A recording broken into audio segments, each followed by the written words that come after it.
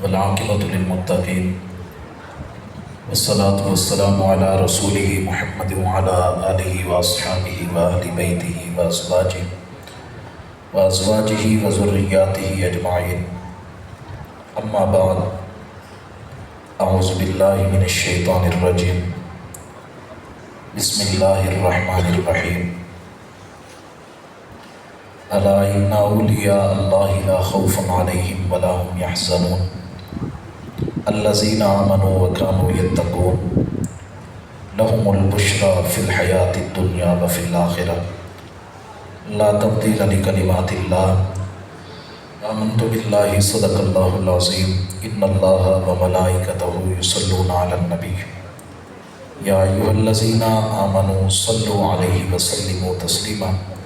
پڑھ لیجئے سارے احباب، الصلاۃ والسلام علیک یا سیدی یا رسول اللہ، الصلاۃ والسلام علیک یا سیدی یا حبیب اللہ، الصلاۃ والسلام علیک یا سیدی یا جد الحسن والحسین، الصلاۃ والسلام علیک یا سیدی یا راحت العاشقین، الصلاۃ والسلام علیک یا سیدی یا مکین قلوب المؤمنین، الصلاۃ والسلام علیک یا سیدی یا محمد رسول اللہ صلی اللہ علیہ وسلم، یا صاحب الجمال و یا سید البشر، من وجهک المنیر لقد نفر القمر، لا يمكن الثناء كما كان حقه بعد از خدا بزرگ توئی قصہ مختصر۔ علامہ اقبال رحمۃ اللہ تعالی علیہ درویش لاہوری فرماتے ہیں یہ فیضان نظر تھا یا کہ مکتب کی کرامت تھی۔ یہ عام طور پہ قربانی کے ایام میں یہ شعر بڑا پڑھا جاتا ہے، لیکن میں سمجھتا ہوں کہ علامہ اقبال نے جس طرف اشارہ کیا ہمیں اس مدعا کو سمجھنا چاہیے۔ علامہ کہتے ہیں کہ یہ فیضان نظر تھا یا کہ مکتب کی کرامت تھی، سکھائے کس نے اسماعیل کو آداب فرزندی۔ تفسیر کبیر کے اندر امام رازی رحمۃ اللہ تعالی علیہ کے حوالہ سے میں پڑھ رہا تھا کہ ایک فقیر تھا کہ بڑے قد آور دروازے پر اس نے جا کے دستک دی اور ان سے خیرات کا مطالبہ کیا کہ مجھے خیرات دو۔ گھر والوں نے اس کو فقیر سمجھ کے تھوڑی سی جو خیرات تھی حسب توفیق وہ اس کی جھولی میں ڈال دی۔ تو جب وہ خیرات اس کی جھولی میں آئی، سیدھا بازار گیا، ان پیسوں سے اس نے کلہاڑا خریدا، آ کے ان کے دروازے کو اس کلہاڑے سے اس نے توڑنا شروع کر دیا۔ گھر والے غصے ہو گئے، کہنے لگے اللہ کے بندے ہم نے تمہیں خیرات دی ہے تو یہ اس کا صلہ تم دے رہے ہو۔ تو اس فقیر نے بڑی دانا بات کی، اس نے کہا یا گھر کے دروازے چھوٹے کر لو یا پھر جب خیرات دینا چاہو تو دروازوں کے مطابق تو خیرات دیا کرو نا۔ ذرا اونچی آواز سے نہ لیا، اتنی مٹھی سبحان اللہ جچتی نہیں، ماشاءاللہ اتنے احباب بیٹھے، ذرا اونچی آواز سے بولتے۔ اس نے کہا یا دروازے چھوٹے کرو یا پھر خیرات اپنے دروازوں کے قد کے مطابق تو دو نا۔ تو سوچے ہم کتنی عظیم بارگاہ میں بیٹھے ہیں آج۔ غوث اعظم شیخ عبد القادر جیلانی، قطب ربانی، محبوب سبحانی، قندیل نورانی، شہباز لامکانی، غوث سمدانی کی پاک بارگاہ میں بیٹھے ہیں۔ آج اپنے دامن پھیلا کے بیٹھے، جب نظر کرم پڑی تو انشاءاللہ یہ ساروں کے سارے دامن بھر جائیں گے بلکہ لبریز ہو جائیں گے۔ میں نے آپ احباب کے سامنے چند آیات بینات تلاوت کی۔ خالق لم یزل نے قرآن مجید فرقان حمید کے اندر ارشاد فرمایا دنیا والوں خبردار ہو جاؤ، بے شک یہ جو اولیاء ہیں، اللہ فرما رہا ہے یہ میرے دوست ہیں، لا خوف علیہم ولا هم یحزنون، ان کے لیے نہ کوئی خوف ہے اور نہ ہی کوئی حزن و ملال ہے، کیونکہ ان کا تعلق، ان کی وابستگی جو ہے وہ اللہ کی ذات سے جڑ چکی ہے۔ انہوں نے اپنی ذات کو فنا کر دیا، اپنی خودی کو انہوں نے اللہ کے نام پر مٹا کے رکھ دیا۔ اب ان کا جینا بھی اللہ کے لیے، ان کا مرنا بھی اللہ کے لیے، ان کا کھانا پینا بھی اللہ کے لیے۔ وہ حضور غوث اعظم شیخ عبد القادر جیلانی سے کسی نے پوچھا کہ حضور آپ تو بڑے اللہ والے ہیں، پھر آپ نے یہ شادی کیوں کی؟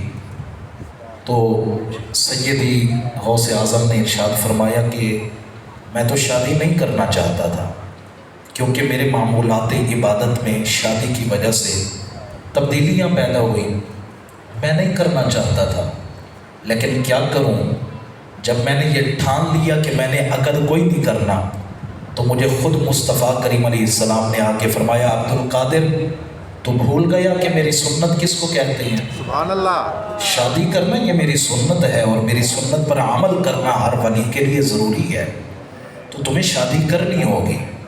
کہتے ہیں کہ میں نے زندگی کا ایک ایک پل حضور کی اداؤں کے مطابق گزارا ہے، جیسے میرے آقا نے حکم دیا، جیسے حضور فرماتے گئے میں ویسے ویسے عمل کرتا گیا۔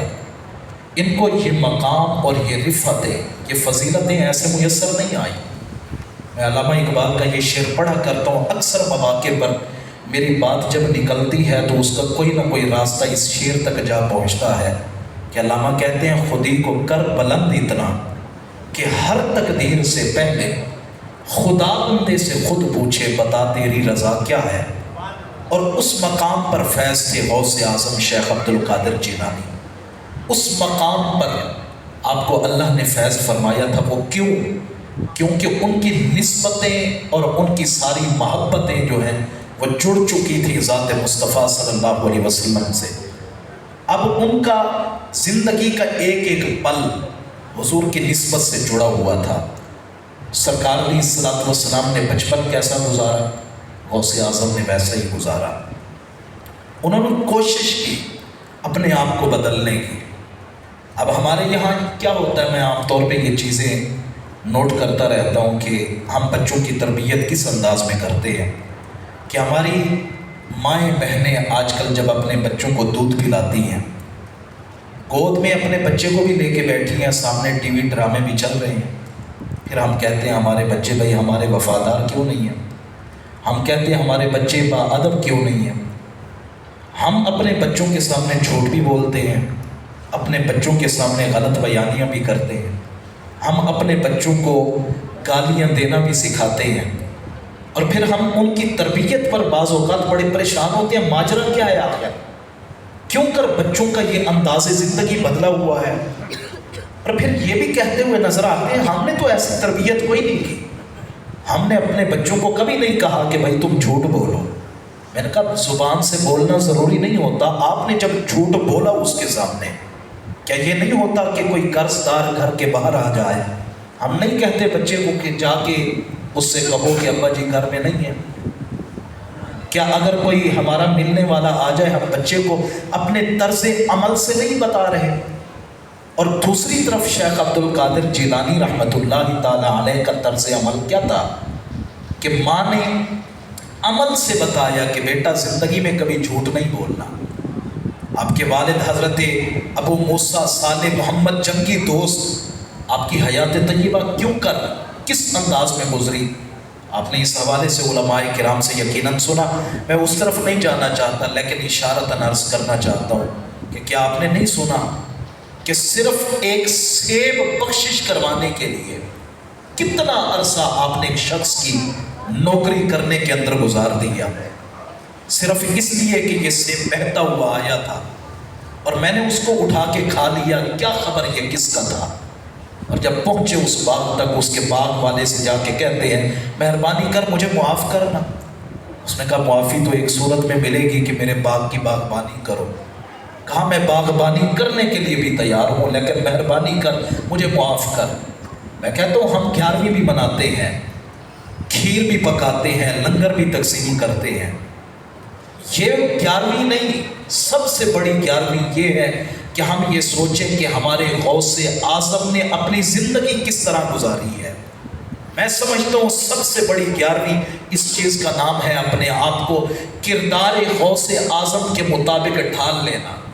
میں سمجھتا ہوں سب سے بڑی 11ویں یہ ہے کہ اپنی زندگی ان کی سنتوں کے مطابق گزارنا، ان کے طرز عمل کے مطابق گزارنا، کہ ان کے باپ نے پھر جب ان کے والد محترم نے اس طرز کی نوکری کی، پھر اللہ نے ان کو وہ زوجہ عطا کی کہ آپ کے سسر کہہ رہے ہیں وہ کانوں سے بہری ہے، ہاتھوں سے وہ بالکل معذور ہے، پاؤں سے وہ معذور ہے، لنگڑی ہے، بول نہیں سکتی، دیکھ نہیں سکتی۔ اگر تم نے معاف کروانا ہے تو پھر یہ بھی تمہیں میری بچی کا رشتہ قبول کرنا پڑے گا۔ انہوں نے کہا ٹھیک ہے یہ بھی قبول ہے، لیکن وہ سیر تو معاف کر دو نا۔ انہوں نے کہا اگر تو کر، یہ سارا کا سارا میں تمہیں معاف کر دوں گا۔ اب جب عقد کر کے شب زفاف کے وقت اپنی زوجہ کے پاس جاتے ہیں، سامنے چاند کا ٹکڑا موجود ہے، الٹے قدم لوٹنے لگے کہ یہ ماجرا کیا ہے۔ انہوں نے تو مجھے جو عقد کے لیے بچی دی وہ آنکھوں سے بے نور ہے، ہاتھوں سے معذور ہے، پاؤں سے لنگڑی ہے، کانوں کی سماعت اس کے پاس نہیں، لیکن یہاں تو عالم یہ ہے کہ اتنا حسین ترین چہرہ۔ لوٹنے لگے تو سسر نے بتایا میں نے جو باتیں کی تھی وہ غلط نہیں کہی تھی، میری بیٹی واقعی کانوں کی سماعت سے اس لیے محروم ہے کہ اس نے آج تک کسی غیر محرم کی بات کو نہیں سنا۔ میری بیٹی زبان سے نہ بولنے والی اس لیے ہے، یہ گنگی اس لیے ہے کہ اس نے آج تک کسی غیر محرم سے گفتگو نہیں کی۔ میری بیٹی ہاتھوں سے معذور اس لیے ہے کہ اس نے کبھی یہ اپنے ہاتھ کسی غیر محرم کے ہاتھ میں نہیں دیے۔ پاؤں سے لنگڑی اس لیے ہے کہ اس نے آج تک اپنا یہ قدم اپنے گھر سے باہر نہیں رکھا۔ اور پھر جب یہ عظیم شخصیات، ادھر سے ماں کا یہ عالم، ادھر سے باپ کا یہ عالم، جب یہ شخصیات ملتی ہیں تو پھر اللہ بیٹا غوث اعظم جیسا عطا فرماتا ہے۔ شیخ عبد القادر جیلانی بننا یہ کوئی عام بات نہیں ہے، اپنی ذات کو فنا کرنا پڑتا ہے، اپنے آپ کو مٹانا پڑتا ہے، اپنی ہستی کو فنا کرنا پڑتا ہے۔ شیخ عبد القادر جیلانی نے یہ کر کے دکھایا۔ اور جب ماں کی تربیت اس طرز کی ہوئی کہ پھر آپ کی جب تعلیم کا آغاز ہوا، مکتب میں جا کر غوث اعظم کو بٹھایا گیا، استاد نے کہا پڑھو بیٹا بسم اللہ الرحمن الرحیم۔ شیخ عبد القادر جیلانی نے صرف بسم اللہ نہ پڑھی بلکہ الحمد شریف بھی پڑھی، سورہ بقرہ بھی پڑھی، سورہ نساء بھی پڑھی، سورہ مائدہ بھی پڑھی، سورہ انعام بھی پڑھی۔ پڑھتے گئے 18 سپارے بیٹھ کر اپنے استاد کو اسی وقت سنا دیے۔ سبحان اللہ، اونچی آواز سے سبحان اللہ۔ 18 سپارے اسی وقت استاد کو بیٹھ کے سنا دیے۔ استاد نے کہا بیٹا پڑھنے آئے ہو کہ پڑھانے آئے ہو؟ یہ ماجرا کیا ہے؟ تمہاری والدہ نے، تمہارے والد نے میرے پاس بھیجا اس لیے کہ میں تمہیں پڑھاؤں۔ میں نے بسم اللہ کا کہا اور تم نے 18 سپارے ہی سنا دی، یہ ماجرا کیا ہے؟ آگے نہیں آتے۔ کہنے لگے میری ماں کو 18 سپارے یاد ہیں، میں ماں کے پیٹ میں تھا تو میری اماں جو ہے نا وہ قرآن کی ان سپاروں کی تلاوت کرتی رہتی تھی، اور وہ قرآن کی تلاوت کرتی رہتی، میں سنتا رہتا ماں کے پیٹ میں بھی، اور پھر جب دنیا میں آیا وہ مجھے لوری دیتی تو رب کا قرآن پڑھ کے سناتی تھی۔ وہ جب مجھ سے بات کرتی تو رب کا قرآن سناتی، وہ جب مجھے لوری دیتی تو رب کا قرآن سناتی۔ اور یوں کرتے کرتے ماں کی لوریاں سن سن کے میں قرآن پاک کے یہ 18 سپاروں کا حافظ بن گیا۔ میں نے کہا یہ ہے تربیت، یہ تربیت بول رہی ہے کہ غوث اعظم کے والدین نے اس انداز میں تربیت کی۔ 12 سال کی عمر کے اندر شیخ عبد القادر جیلانی کے دستے مقدس پر اس وقت کے بغداد کا سب سے بڑا ڈاکوؤں کا گروہ بیعت بھی کر رہا ہے اور توبہ بھی کر رہا ہے۔ وہ کہتے ہیں ہم نے آپ کے جیسا بچہ نہیں دیکھا کہ آپ کی آستین کے اندر یہ دراہم موجود ہیں اور آپ چاہتے تو ان کو چھپا لیتے، چھپایا کیوں نہیں؟ کہا وجہ یہ ہے کہ میری ماں کی تربیت ہی ایسی ہے۔ میری ماں نے جب روانہ کیا، ماں نے ایک بات کی، بیٹا جھوٹ کبھی نہیں بولنا، غلط بیانی کبھی نہیں کرنی۔ تو بس میں چھپانا چاہتا تو چھپا لیتا، لیکن کروں کیا؟ ماں کے کہنے سے پیچھے نہیں ہٹ سکتا۔ ماں نے کہا جھوٹ نہیں بولنا، تو میں نے بھی کہا کہ ہاں جھوٹ نہیں بولنا، تمہارے بندے نے پوچھا ہے کچھ؟ میں نے کہا ہاں ہے میرے پاس درائم۔ تو ڈاکوؤں کا گروہ توبہ طیب ہوا۔ انہوں نے کہا جب تو ایک بچہ ہو کر اپنی ماں کا کہنا نہیں ٹال سکتا اور ہم اتنے قد آور ہو گئے اب تک اپنے رب کے کہنے کو ٹالتے چلے آ رہے ہیں، اپنا ہاتھ آگے بڑھائیں۔ حضور غوث اعظم کے ہاتھ پر وہ بیعت بھی کرتے ہیں اور توبہ بھی کرتے ہیں۔ میں نے کہا یہ وہ لوگ ہیں۔ اسی موقع پر شاید کہ علامہ اقبال نے کہا تھا کہ یہ فیضان نظر تھا یا کہ مکتب کی کرامت تھی۔ یہ مکتب کی کرامت بول رہی ہے، یہ ماں کی تربیت بول رہی تھی، یہ ماں کا دودھ بول رہا تھا اور پکار پکار کے کہہ رہا تھا دنیا والوں تربیت کرنی ہے تو پھر اس طرز کی کریں نا، تربیت کرنی ہے تو پھر اس طرح کر کے دکھائیں۔ اور میں آپ کو آج وہ عظیم ترین بات بتاؤں کہ عبد القادر غوث اعظم کے منصب پر فیض کیسے ہوا۔ یہ جو پیچھے بات کر گئے ہوں نا کہ علامہ کہتے ہیں خودی کو کر بلند اتنا کہ ہر تقدیر سے پہلے خدا بندے سے خود پوچھے بتا تیری رضا کیا ہے۔ اور میں کہا کرتا ہوں کہ یہ منصب انسان کو تب ہی نصیب ہوتا ہے جب انسان اس مرتبے پر فیض ہو جائے کہ جس مرتبے کے لیے علامہ اقبال نے کہا کی محمد سے وفا تو نے تو ہم تیرے ہیں، ارے یہ جہاں چیز ہے کیا لوح و قلم بھی تیرے ہیں۔ یہ منصب کیسے نصیب ہوا؟ علامہ یوسف بن اسماعیل نبہانی رحمۃ اللہ تعالی علیہ حجت اللہ علی العالمین فی معجزات سید المرسلین کے اندر آپ فرماتے ہیں، اور اسی طرح علامہ خازن تفسیر خازن کے اندر رقم فرماتے ہیں، فرمایا کہ شب معراج جب کونین کے والی کے لیے سواری پیش کی گئی نا، وہ سواری تھی جو کہ گھوڑے سے چھوٹے قد والی، گدھے سے طویل قد والی، وہ سواری جب پیش کی گئی، اب حضور علیہ الصلوۃ والسلام وضو کرنے کے بعد نوافل ادا کرنے کے بعد جب سواری پہ سوار ہونے لگے نا، علامہ نبہانی کہتے ہیں کہ کونین کے والی نے دیکھا سواری ذرا طویل القامت ہے، اور اس پر سوار ہونے کے لیے توجہ ہے آپ کی میری باتیں سمجھ آ رہی ہیں؟ سبحان اللہ۔ اس پر سوار ہونے کے لیے ضرورت ہے کسی اونچی جگہ کی، کسی پتھر کی کہ جس کے اوپر چڑھ کر اس سواری پر سوار ہوا جائے۔ علامہ نبہانی کہتے ہیں کہ حضور علیہ الصلوۃ والسلام نے ارد گرد نظر دوڑائی، دیکھا حضور کو نہ کوئی پتھر نظر آیا نہ اونچی چٹان نظر آئی۔ اب سرکار علیہ السلام سوچ رہے ہیں کہ کس طرح اس سواری پر سوار ہوا جائے، کوئی اونچی جگہ دیکھی جائے۔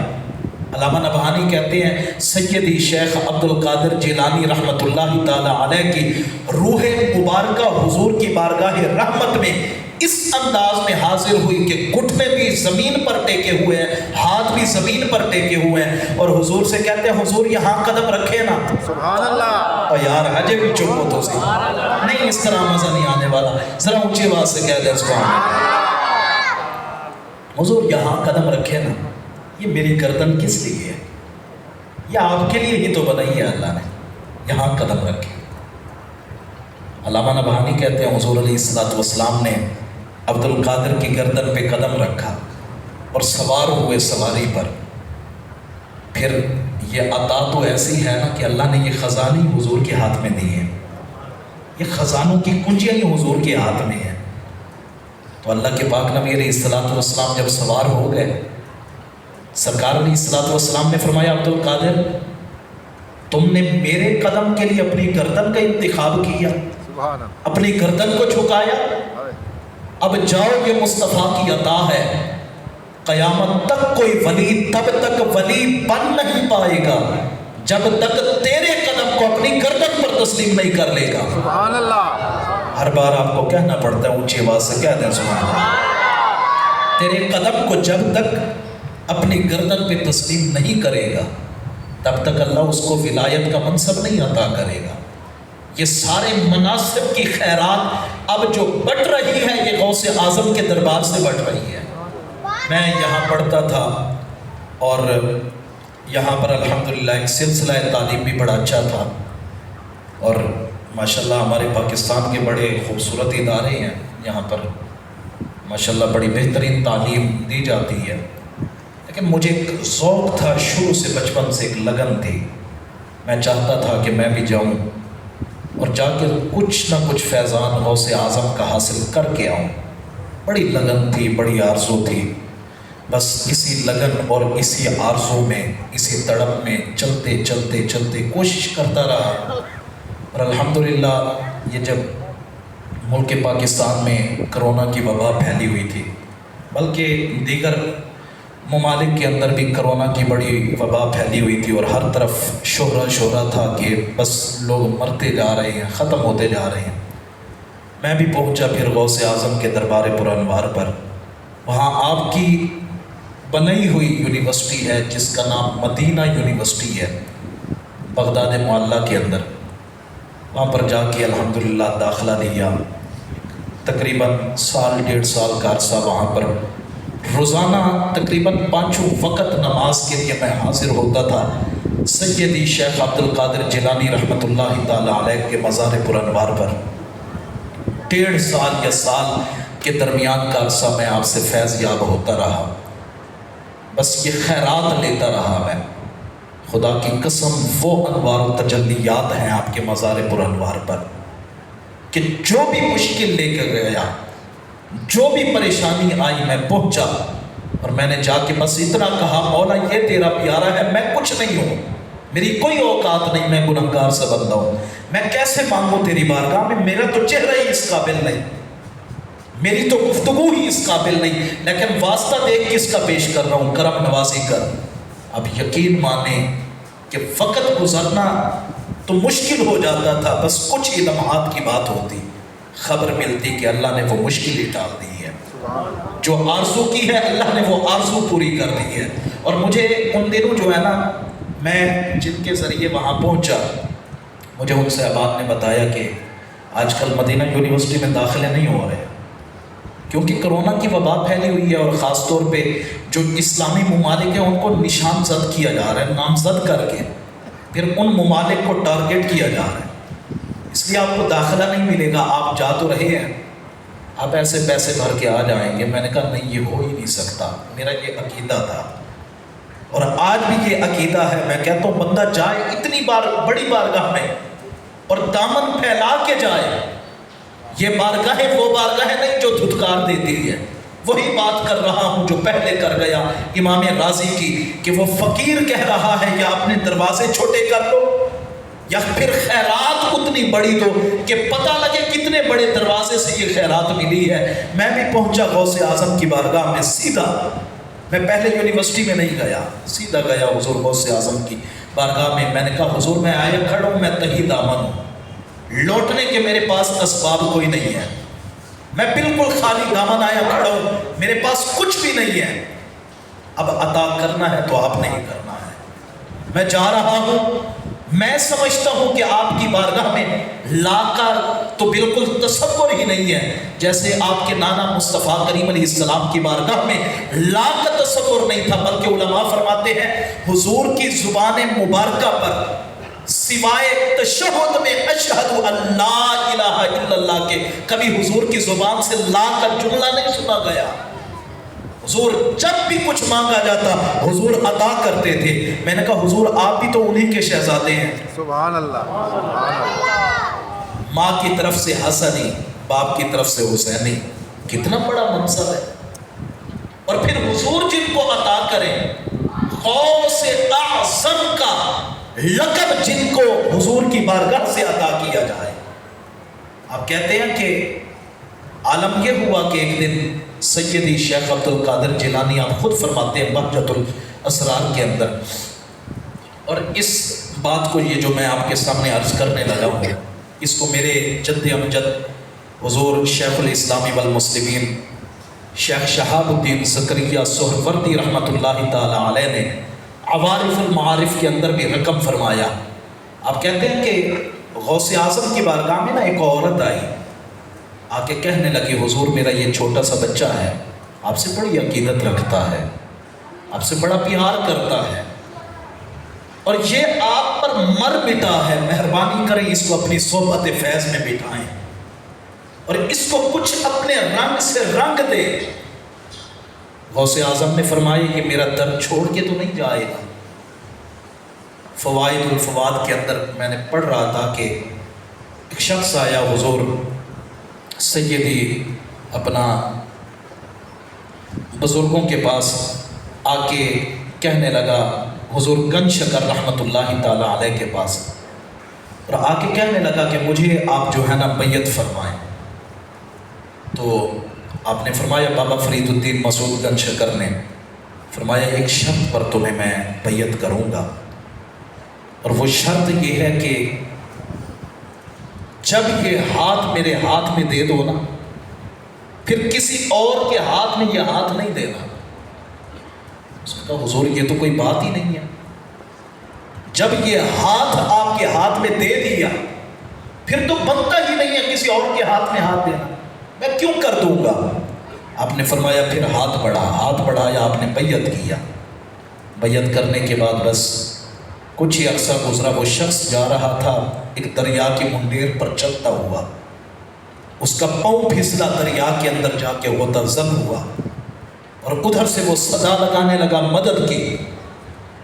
یہ اولیاء وہ ہیں جو اللہ کی بارگاہ کی طرف سے ان کو یہ مناصب عطا کیے گئے، ان کو یہ رفعتیں عطا کی گئی۔ میرا رب فرماتا ہے، حدیث قدسی ہے، فرمائے کہ میرے پیارے بندے وہ ہیں اگر کسی معاملے پر قسم اٹھا لیں، میں اللہ اپنے لیے لازم کر لیتا ہوں کہ ان کی قسم کو پورا کرو۔ سبحان اللہ۔ میں اللہ اپنے لیے لازم کر لیتا ہوں کہ ان کی قسم کو پورا کرو۔ اب وہ شخص، اس کا پاؤں جو پھسلا دریا میں ہوتا زن ہوا، مدد کی، وہ آوازیں لگانے لگا۔ حضرت خضر علیہ السلام وہاں پر نمودار ہوئے۔ آپ نے فرمایا ہاتھ بڑھا تاکہ میں تیرا ہاتھ پکڑ کے باہر کھینچوں۔ اس نے کہا نہیں، ہاتھ تو نہیں دینا یار، اونچی آواز ہے نا۔ اس نے کہا نہیں، ہاتھ تو نہیں دینا، مدد کرنی ہے تو ویسے ہی کریں۔ آپ نے کہا مرتا جا رہا ہے، ختم ہو جائے گا۔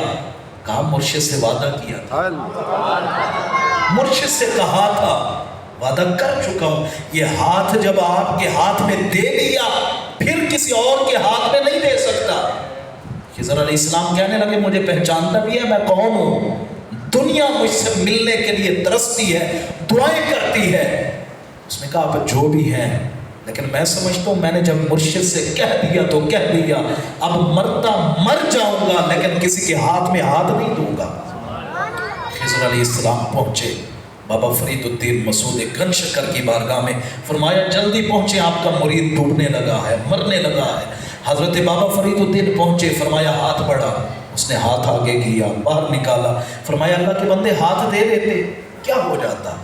اس نے کہا وعدہ بھی لیتے ہو،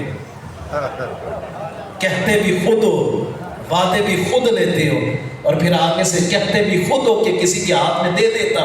میں نے تو یہ ٹھان لیا، میں نے تو تب ہی وعدہ کر لیا تھا اپنے آپ سے، میں نے کہا مرتا مر جاؤں گا، لیکن جب مرشد کے ہاتھ میں ہاتھ دے دیا پھر یہ ہاتھ کسی اور کے ہاتھ میں نہیں دوں گا۔ ہماری نسبتیں جو ہے نا وہ ہمیں بعض اوقات آزماتی بھی ہیں۔ ہماری یہ نسبت جو پیر خانے سے جڑی ہوتی ہے نا، یہ بعض اوقات ہمیں اپنی طرف آنے کے لیے ہمیں بعض اوقات نا کئی مراحل سے گزرنا پڑتا ہے۔ بعض اوقات یہ ہوتا ہے کہ ہمیں کئی مشکل راستے نظر آتے ہیں اور اس میں ہم غلط فہمیوں کا شکار بھی ہو جاتے ہیں، ہم سوچ و بچار میں پڑ جاتے ہیں، میرا مرشد یہ کر رہا ہے، وہ کر رہا ہے۔ سیدی شیخ عبد القادر جیلانی سے پوچھا گیا کہ حضور یہ بتائیں کہ اگر کسی کے ہاتھ میں اپنا ہاتھ دے دیا جائے، اس کے بعد وہ بندہ لگے کہ اس طرز کا نہیں ہے جس طرح میں نے سوچ کے اس کے ہاتھ پر بیعت کی تھی، تو پھر کیا کرنا چاہیے؟ سیدی شیخ عبد القادر جیلانی نے فرمایا دیکھ لینا، اگر وہ کمال والا نہیں تو اس کے پیچھے والا کمال والا ہوگا، وہ نہیں تو اس کے پیچھے والا، وہ نہیں تو پھر اس کے پیچھے والا۔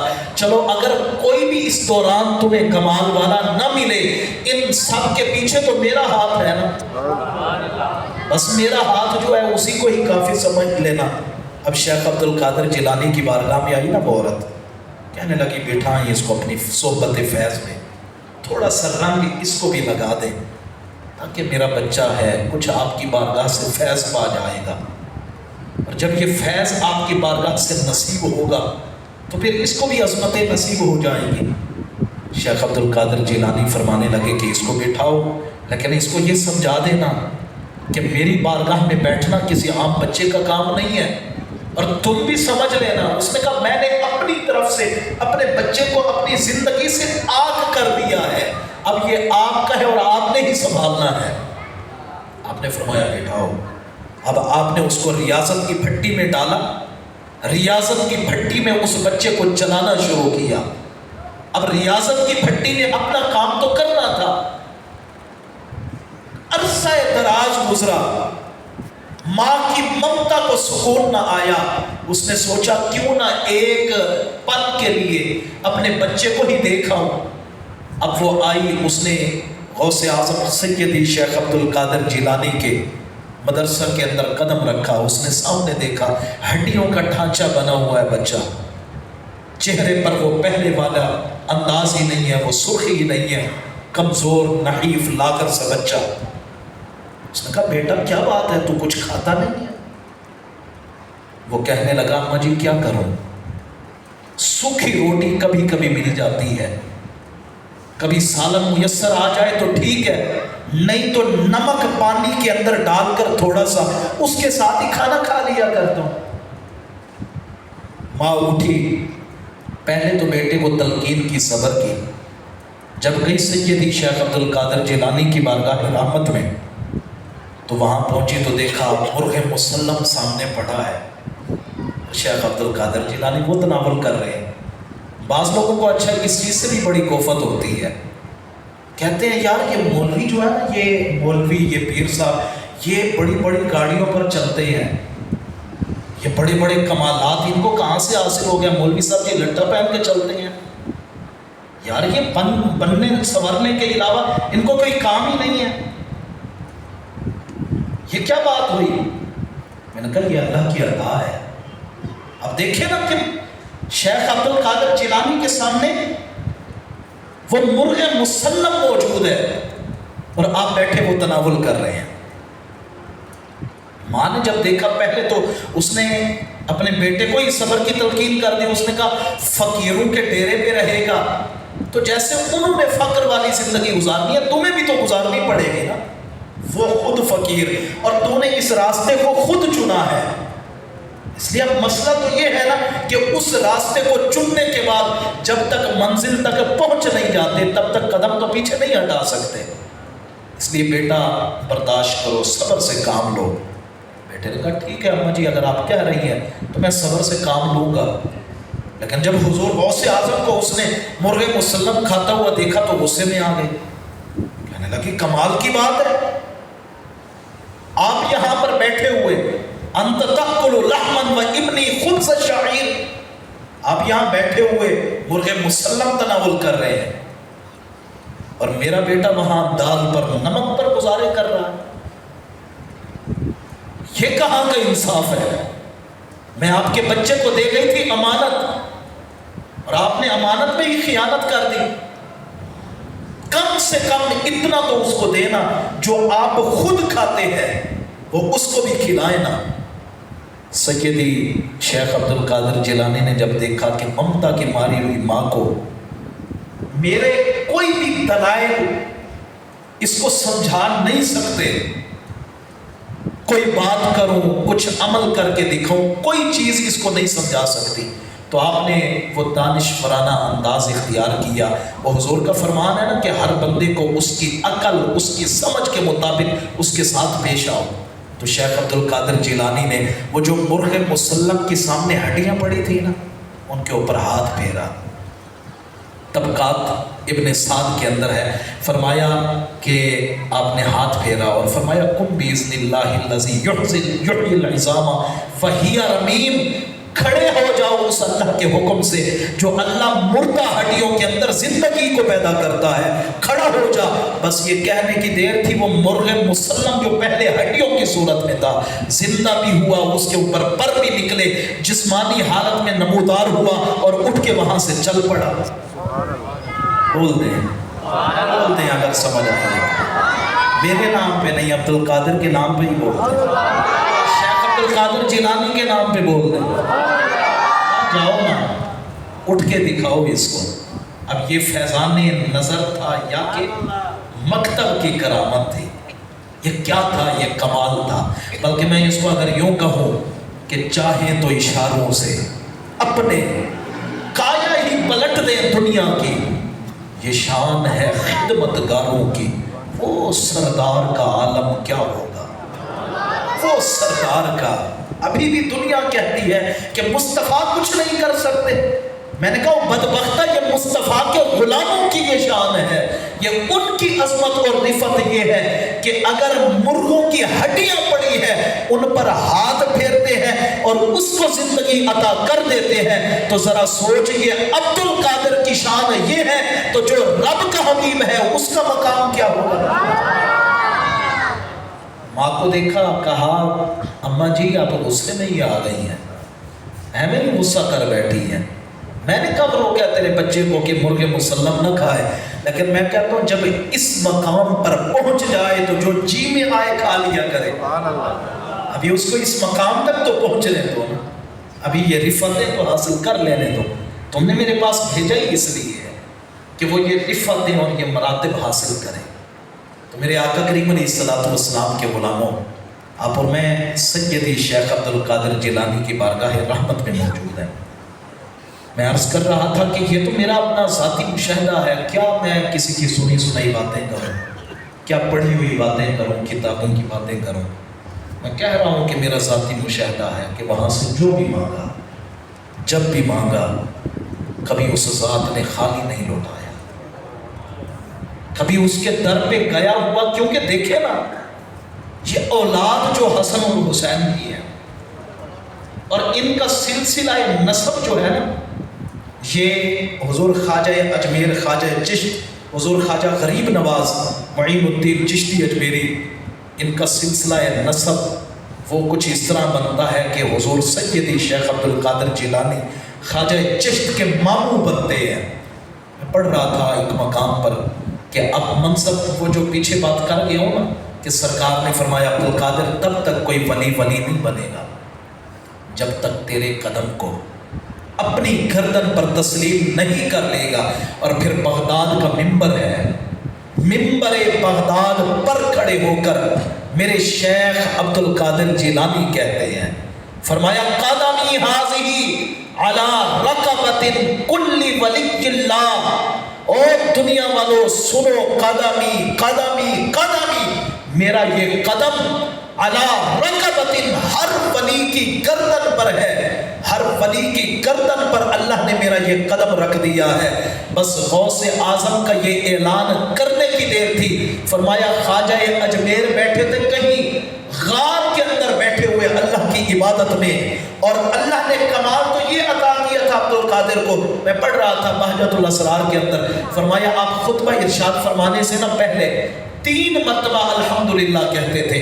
पहली मरतबा अल्हम्दुलिल्लाह कहते, जितने औलिया होते, सालिहीन होते, उनकी तवज्जुहात, वो जो जो काम कर रहे होते वो काम छोड़ देते। दूसरी मरतबा अल्हम्दुलिल्लाह कहते, वो अपने काम काज को छोड़ के आपकी बारगाह रहमत में हाजिर हो जाते रूहानी तौर पर। और जब तीसरी मरतबा कहते, तमाम की समाअतें मुतवज्जे हो जाती। अब जब 3 मरतबा आप ये कह के फिर बगदाद के मिंबर पर खड़े होकर ये मुस्तफ़ा का फैज़ान बोल रहा है, ये हुजूर की अता बोल रही है, ये हुजूर की नवाजिश बोल रही है, ये हुजूर की रहमत बोल रही है। कौनैन के वाली ने एक दफा कह क्या दिया, अब्दुल कादिर तूने मेरे कदम को अपनी गर्दन पर तस्लीम किया, अब सारी कायनात के वलियों की गर्दनों पर तेरा कदम होगा। फिर बगदाद के मिंबर पर खड़े होकर मेरा गौसे आज़म शेख अब्दुल कादिर जिलानी मिंबर बगदाद पर खड़े होकर ऐलान करते हैं, कहते हैं कदमी हाज़िही अला रकबतिन कुल्ली वलिय्यिल्लाह, मेरा ये कदम हर वली की गर्दन पर है।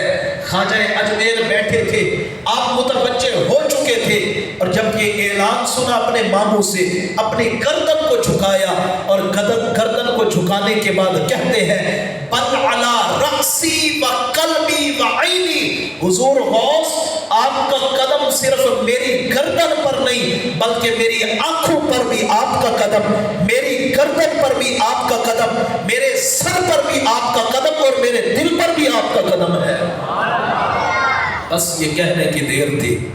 जब मान लिया हुजूर के फैज़ को, ख्वाजा अजमेर ऐवे नहीं बन गए, ख्वाजा चिश्त गरीब नवाज अताए रसूल ऐवे नहीं बन गए। कहा हुजूर की अता को इन्होंने भी तस्लीम किया, तस्लीम किया तो उन्होंने सर को भी झुकाया। कहा मेरी आंखों पर भी आपका कदम, मेरे सर पर भी आपका कदम और मेरे दिल पर भी आपका कदम।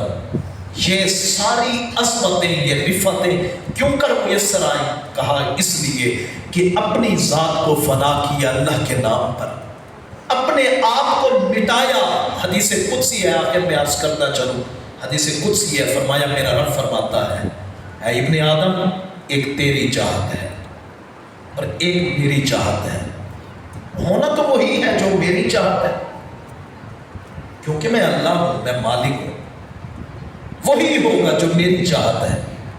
लेकिन अल्लाह कह रहा है अगर तूने अपनी चाहत को मेरी चाहत में फना कर दिया और तूने चाहा कि चाहत अल्लाह की ही पूरी हो, तो फिर अल्लाह फरमाता है मैं तो वो सखी हूँ, फिर मैं वही कुछ करूँगा, तकदीर ऐसी बनाऊँगा, फिर वो होगा जो तेरी चाहत है।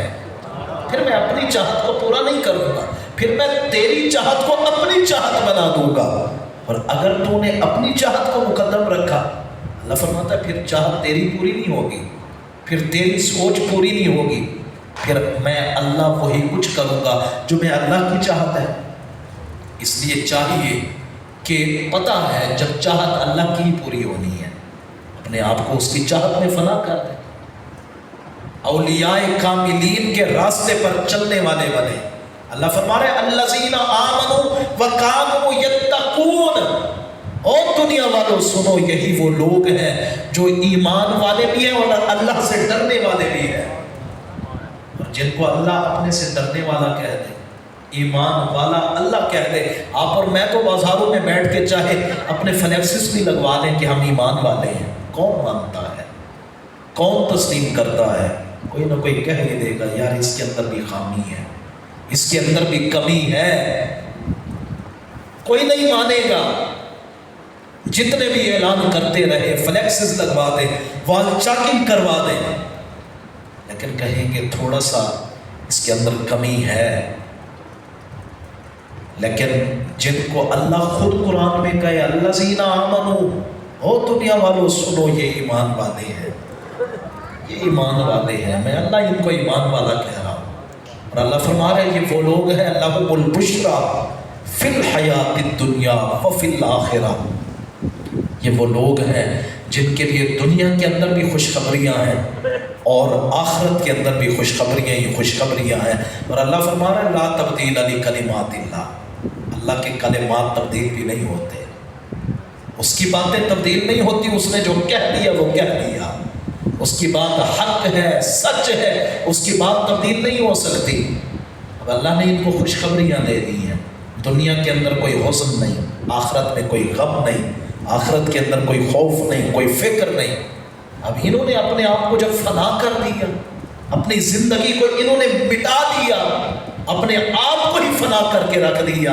अब ये चलते हैं तो अल्लाह की रज़ा के मुताबिक चलते हैं, ये बैठते हैं तो अल्लाह की रज़ा के मुताबिक बैठते हैं, ये खाते हैं तो अल्लाह की रज़ा के मुताबिक, पीते हैं तो अल्लाह की रज़ा के मुताबिक। अब सोचे जिन्होंने अपने आप को ही मिटा दिया, जिन्होंने अपनी खुदी को मिटा दिया, फिर ऐलान खुदाबंदी हुआ, सुनो दुनिया वालों ये यार है मेरे, ये मेरे दोस्त हैं। और ऐसे दोस्त, ऐसे यार, मन आदली वलियन फ़क़द आज़नतुहु बिल हर्ब। फरमाया जिसने भी मेरे इन यारों से दुश्मनी की, मेरे इन यारों से दगा किया, धोखा किया, अल्लाह फरमा रहे फ़क़द आज़नतुहु बिल हर्ब, मैं रब उससे ऐलान जंग करता हूँ, मैं रब का ऐलान जंग है उससे। अब सोचे जिससे अल्लाह ये ऐलान जंग कर दे, क्या बचता है उसका? फिर तो वो चाहे कुछ भी कहता रहे, वो चाहे कहे बापे तिशाई कोई नहीं, وہ چاہے پھر کہتا نظر آئے یہ کر ہی کچھ نہیں سکتے، ان سے کہو یہ تیرا کہنا ہے، ہم تو یہ سمجھتے ہیں چاہیں تو اشاروں سے اپنے کایا ہی پلٹ دے دنیا کی، ارے یہ شان ہے خدمت گاروں کی، سردار کا عالم کیا ہوگا، سردار کا عالم کیا ہوگا۔ حضور کی بارگاہ کی بات کرتے ہو، یہ اولیاء کاملین جو ہیں ان کی رفتیں یہ ہیں کہ ان کی سوچ تک کسی کی سوچ نہیں پہنچ سکتی۔ اور میرے غوث شیخ عبد القادر جیلانی رحمۃ اللہ تعالی علیہ نا وہ ہستی تھے کہ آپ فرماتے تھے کہ میں نا پوری کائنات کو یوں دیکھتا ہوں اپنے سامنے کہ جیسے تمہاری ہتھیلی پر رائی کا دانہ ہوتا ہے نا۔ لوگ اس چیز کا مذاق بھی بڑا اڑاتے ہیں، کہتے ہیں یار یہ بریلوی یہ سنی لوگ جو ہے نا بڑی عجیب باتیں کرتے ہیں اور اس پر کافی میمز وغیرہ بنائے جاتے ہیں، اس پر کافی تضحیک اڑائی جاتی ہے، مزاح اڑایا جاتا ہے۔ میں نے کہا تم کرتے رہو، بات دراصل یہ ہے کہ تم ہم پر اعتراض نہیں کر رہے، اللہ کی عطا پر اعتراض کر رہے ہو۔ یا تو کہو کہ اللہ کے پاس میں نہیں ہے ان کو یہ عطا کرنا، معاذ اللہ سبحانہ معاذ اللہ۔ اور اگر یہ تسلیم کرتے ہو کہ ساری کائنات اس کے اشارے پر چلنے والی ہے، ساری کائنات اس نے بنائی ہے، ساری کائنات کی عطاؤں کے خزانے اس کے پاس موجود ہے، اب سوچے نا، کیا یہ نہیں کہتے کہ کوئی معاملہ ایسا ہو جائے، کوئی پریشان کن مسئلہ بن جائے، کہتے ہوئے نظر نہیں آتے کہ یار بات یہ ہے کہ اس معاملے میں مجھے جو ہے نا شیطان نے برگلا دیا تھا۔ شیطان یہ نہیں کہتے کہ بھئی ہماری رگوں میں خون کی طرح دوڑتا ہے، میں نے کہا ظالمہ تو نے شیطان کی طاقت کو، اس کی پاور کو تو تسلیم کر لیا جو اللہ کا اصلی دشمن ہے، اللہ والوں کا اصلی دشمن ہے۔ اللہ اور اللہ والوں کا اصلی دشمن وہ اتنا طاقتور ہو سکتا ہے تو ذرا سوچو اللہ نے اپنے یاروں کو کتنی طاقتیں عطا کی ہوگی، جنہوں نے زندگی کو فنا کیا، اپنے آپ کو مٹا دیا، اپنی خودی کو مٹا دیا، اپنی ہستی کو فنا کر دیا۔ اور جب انہوں نے اپنے آپ کو فنا کیا، اپنی ہستیوں کو مٹایا، پھر اللہ نے ان کو یہ مراتب عطا کیے۔ اور میں بس اتنا عرض کروں گا کہ یہ 11ویں کیا ہے، ہم کیوں کر مناتے ہیں؟ شیخ عبد القادر جیلانی رحمۃ اللہ تعالی علیہ کا طرز عمل تھا کہ آپ ہر 11 والے دن 11 کی رات کو آپ جو ہے نا 10 کے دن 11 کی رات کو آپ آقا کریم علیہ الصلوۃ والسلام کا میلاد مبارک اپنے آستانے پر منایا کرتے تھے۔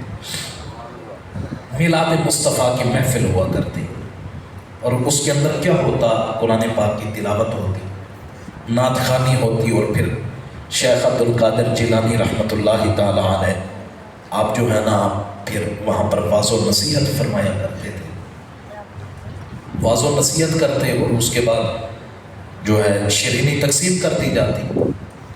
جب یہ معاملات ہوئے نا تو یہ آپ کی حیات طیبہ میں چلتے رہے بغداد معلیٰ تک، عرب تک، پھر آپ کے جو مریدین تھے، جو سالکین تھے، وہ جیسے جیسے پھیلتے گئے وہ یہ کام کرتے گئے، اور اس وقت میلاد کی محفل ہوتی اور پھر وہ ریت چلتے چلتے برے صغیر پاک و ہند میں آ پہنچی۔ تو برے صغیر پاک و ہند میں آنے کے بعد 11 کی نسبت سے پھر اس کو پہلے وہ میلاد شریف کی محفل ہوتی، 11 کی نسبت سے اس کو 11ویں شریف کا نام دے دیا گیا۔ اب یہ کہتے ہیں بھائی یہ 11ویں بھی شرک ہے، بدعت ہے، یہ سارا کچھ یہ کیوں کرتے ہیں؟ میں نے کہا بھائی ہم کوئی اللہ معاف کرے خلاف شریعت عمل کرے تو پھر تو اعتراض بنتا ہے، نہ خلاف شریعت کام کرے، نہ خلاف شریعت کوئی ایسا عمل کیا جائے، ہم تو وہاں بیٹھ کے اللہ اور اس کے رسول کی باتیں کرتے ہیں۔ میں صرف ایک بات عرض کرتا ہوں، آپ نے ملتان جاتے ہیں آپ میں سے اکثر لوگ، ملتان میں نا ایک ہوٹل بڑا معروف ہے، بہاڑی چوک کے اوپر ہے، شاید آپ میں سے اکثر لوگ جانتے ہو، کیفے عطا اللہ، بڑا معروف ترین ہوٹل ہے۔ آپ کو رات کے کسی بھی پل جانا پڑے تو آپ وہاں دیکھیں گے وہاں تب بھی رش ہوگا، صبح سویرے چلے جائیں تب بھی رش ہوگا، دوپہر کو جائیں وہاں قدم رکھنے کی جگہ نہیں، شام کو جائیں تو بھی رش ہی رش ہے، لوگ بھاگتے دوڑتے ایک دوسرے سے ٹکراتے، وہ کیا ہے اتنا رش اور اتنا، یہ آخر کیا وجہ ہے؟ کیوں کر آخر یہ سارے معاملات ہیں؟ اتنا رش ہی رش۔ وہ ایک دن میں اپنے مہمانوں کے ساتھ گیا ہوا تھا، میرے کوئی مہمان آئے تھے باہر سے، تو اس کیفے عطا کے مالک کے ساتھ تھوڑا تعلق ہے، تو مجھے نہیں پتا تھا کہ وہ اسی ہوٹل کا مالک ہے۔ میں اس کے ہوٹل پہ گیا، کھانا وغیرہ آیا تو وہ وہاں سے گزرنے لگا، اس نے مجھے دیکھا، آ گیا، مفتی صاحب آپ یہاں کیسے؟ آپ یہاں بیٹھے ہیں، میرے پاس آئے۔ وہ اپنے کمرے میں لے گیا مجھے، مہمانوں کو وہاں بٹھا کے کھانا کھلایا، بات چل نکلی۔ اس کے بالکل پاس ہی ایک اور ہوٹل ہے، سینکڑوں مرتبہ چلا، سینکڑوں مرتبہ بند ہوا، کئی مرتبہ یہ کام ہوا، کبھی کوئی مالک تبدیل، کبھی کوئی مالک، کبھی کوئی مالک، کبھی پٹھان آئے، کبھی لوکل آئے، انہوں نے آ کے کام کا آغاز کیا، 2-4 مہینوں کے بعد ہی بھاگ گئے، اور کیفے عطا دن بدن ترقی کرتا کرتا کرتا کہاں سے کہاں پہنچ گیا۔ اچھا میرے ذہن میں یہ بات آ گئی، میں نے کہا یار یہ بتائیں نا کیا وجہ ہے؟ اس نے کہا بات یہ ہے کہ پہلے میں خود بھی ویٹر تھا، مزدور تھا، مزدوری کرتا تھا، بس اللہ نے کرم نوازی کی، میں نے یہ کام شروع کیا، تب سے میں نے عہد کیا کہ اللہ مجھے جتنا بھی عطا کرے گا، جس مقام پر بھی پہنچ جاؤں گا، میں ہر مہینے اپنے ہاتھوں سے 11ویں کا لنگر بناؤں گا۔ ذرا بول دیں، سو گئے ہیں آپ، اب سو گئے ہیں، بس لنگر آنے ہی والا ہے 11ویں کا، پریشان نہ ہو، یہ آپ کو پھر سے بیدار کر دے گا۔ اس نے کہا میں نے عہد کیا جتنا اللہ مجھے دے گا نا، پھر میں اس میں سے اپنی توفیق کے مطابق 11ویں کا لنگر بناؤں گا، اور پھر بنا کے میں اپنے ہاتھوں سے تقسیم کروں گا۔ اس نے کہا مفتی صاحب آج الحمدللہ مجھے اللہ نے وہ رنگ دیا کہ میرے آس پاس جتنے ہوٹل ہیں وہ چلتے ہیں پھر بند ہو جاتے ہیں، اور میرا ہوٹل دن بدن ترقی پاتا ہوا اس مقام کو پہنچا۔ کہتا ہے میں چاہے جتنا بھی امیر کبیر بن گیا، لیکن میں اپنا وعدہ نہیں بھولا، میں آج بھی الحمدللہ جب 11ویں کا دن آتا ہے نا، خود اپنے ہاتھوں سے 11 دیگیں بناتا ہوں اور خود اپنے ہاتھوں سے تقسیم کرتا ہوں، اور مجھے میرا یہ ایمان ہے اللہ جو بھی عطا کر رہا ہے غوث اعظم کے در کا صدقہ عطا کر رہا ہے۔ تو کبھی آپ بھی اس راستے کے مسافر بن کے دیکھیں، کبھی اس راستے کے مسافر بنے، پھر دیکھیں آپ کی قدم یہ منزلیں کیسے چومتی ہیں۔ بس غوث اعظم کے مرید بنے، سچے بنے۔ میں یہ بات پہلے بھی، یہ پچھلے ہفتے میں آپ کے یہاں مانی سیال میں ہی ایک جگہ پہ ختم شریف پہ گیا تو وہاں بھی یہ بات عرض کر رہا تھا، ایک دفعہ پھر سے میں غالباً جمعرات والے دن گیا، ایک دفعہ پھر سے عرض کرنا چاہتا ہوں، یہ ہر معاملے میں اس بات کو سمجھیے گا۔ ہمارے لوگ سمجھتے ہیں ہم لوگ اصل میں جو ہے نا ختم، درود، 11ویں، 12ویں، 40واں برسی، ان معاملات میں اتنے پڑ گئے ہیں کہ اب بعض اوقات یہ ہوتا ہے کہ ہمارے لوگوں کو اپنے لوگوں کے مرنے کے بعد اگر قرضہ بھی اٹھانا پڑے تو ناک بچانے کے لیے یہ بھی کر لیتے ہیں، جبکہ میں سمجھتا ہوں میرے بھائی یہ 30رے دن کا ختم، 10ویں کا ختم، 20ویں کا ختم، 40ویں کا یا برسی کا یا 11ویں کا ختم، وہ اس چیز کا محتاج نہیں ہے کہ آپ 50,000 لگائیں تو ہی قبول ہوگا یا 20,000 لگائیں تب ہی قبول ہوگا۔ پھر تو مطلب یہ ہے کہ دین ہی مشکل ہو گیا، اتنا اوکھا ہو گیا یہ دین، اتنا مشکل بن گیا کہ ہم جتنا چاہیں اس کو سنوارنا چاہیں سنوار ہی نہیں سکتے۔ غریب غریب سے غریب تر ہوتا جائے گا، امیر امیر سے امیر ترین ہوتا جائے گا۔ میں کہتا ہوں یہ اس چیز کے محتاج نہیں، آپ آئیں اس منزل کے مسافر بنے، راہی بنے، قدم بڑھائیں، کوشش کریں اپنے گھر میں ہر 11ویں کے دن ختم شریف دلوایا کریں۔ لازمی نہیں کہ آپ کے پاس توفیق نہیں تو آپ کہیں جی میں نے 11ویں کی دیگ نہیں بنائی، تو پھر کیسے قبول ہوگی؟ لازمی نہیں کہ آپ کہیں میں نے کھیر نہ بنائی تو کیسے قبول ہوگی؟ بھائی وہ بڑی بارگاہیں ہیں، ان کو آپ کی میری کھیر کی ضرورت نہیں، ان کو آپ کی میری دیگوں کی ضرورت نہیں، ان کو بس یہ درد دل کی ضرورت ہے۔ سچے دل سے ان کے لیے اگر آپ محبت والے دل کے ساتھ 100 روپے کا لنگر بھی لے آئے نا، آپ کے پاس 100 کی توفیق ہے، 100 کا لنگر لا کے گھر میں بیٹھ کے بچوں کے سامنے بیٹھ کے ختم دلائیں غوث اعظم کے نام کا اور پھر تقسیم کریں، اور یہ معمول بنا لیں، کچھ ہو جائے چاہے یہ معاملات نظام ہی بدل جائے، لیکن میں نے یہ کرنا ہی کرنا ہے۔ پھر دیکھیں چند مہینوں کے بعد آپ کی کایا کیسے پلٹتی ہے، آپ کی زندگی کو اللہ رنگ کیسے لگاتا ہے۔ بس ضرورت ہے ایمان کے مطابق، اور ضرورت ہے یقین کامل کے ساتھ ان معاملات کو پورا کرنے کی کوشش کریں۔ کوئی اگر 100 کی توفیق والا بیٹھا ہے 100 کا لنگر بنائے، 1000 کی توفیق والا بیٹھا ہے ہر مہینے 1000 کا لنگر بنائے، عہد تو کرے نا اللہ کی بارگاہ میں۔ 10,000 کی توفیق ہے 10,000 کا لنگر بنائے۔ میں خود کہہ رہا ہوں، میرے ذاتی مشاہدات ہیں، میں دیکھ کے آیا ہوں کہ وہ جب عطا کرنے پہ آتے ہیں تو کیسے عطا کرتے ہیں۔